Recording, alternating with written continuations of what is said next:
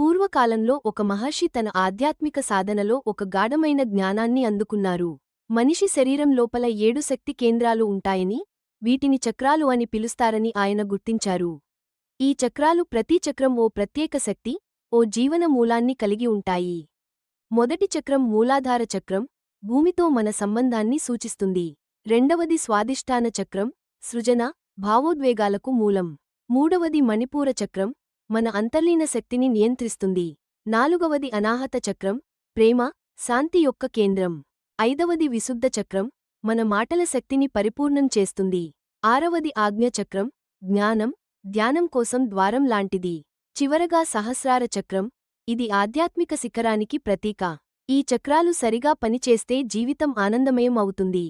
ధ్యానం, యోగా ద్వారా వీటిని సమతుల్యం చేస్తే మనస్సు ప్రశాంతతతో పాటు ఆధ్యాత్మిక జ్ఞానం కూడా లభిస్తుంది.